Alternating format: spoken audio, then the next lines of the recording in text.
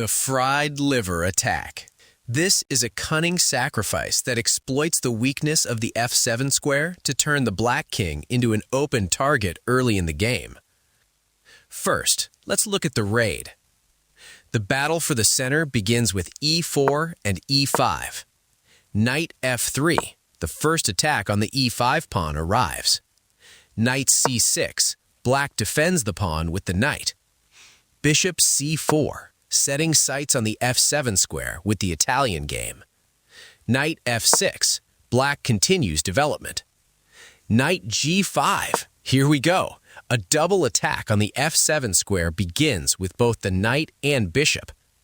Pawn d5, a pawn is sacrificed to block the pressure on f7. White takes the pawn.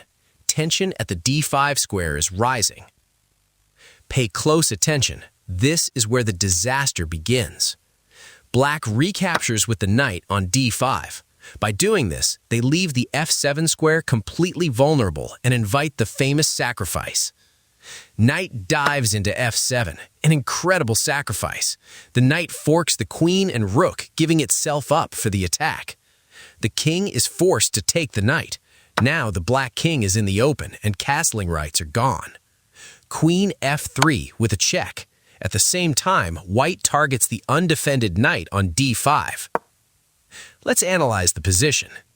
To avoid losing the knight, black walks the king to the most dangerous spot on the board, the center. Moving to e6 prepares their own downfall. Knight c3. White piles on a third attacker against the pinned knight, leaving the black king helpless. Now, let's rewind the moves and see how to escape this trap. The Polerio defense is the professional answer that stops the fried liver catastrophe at its roots. After e4 and e5, knight f3, black responds to the attack with knight c6. Bishop c4 sets up the Italian structure. Knight f6, the game heats up with the two knights defense.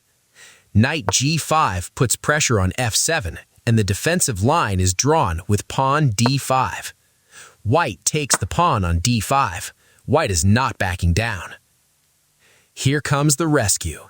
Knight a5. Instead of taking the pawn back, black attacks white's strongest piece, the c4 bishop, and disrupts the entire plan. Bishop b5 check. Black responds by challenging with pawn c6. White takes, and black recaptures with the pawn. Look at the position now.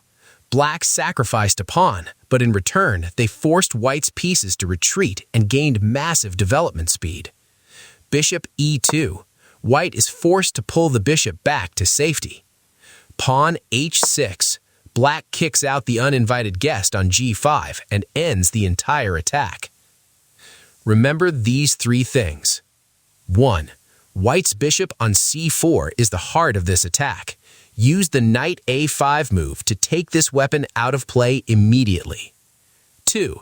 Do not fear the pawn sacrifice. Even if you are a pawn down, your pieces will flood the game while white is busy running away. 3. If you are playing white and the enemy king is on e6, attack that pinned knight with everything you have. Good luck on the board.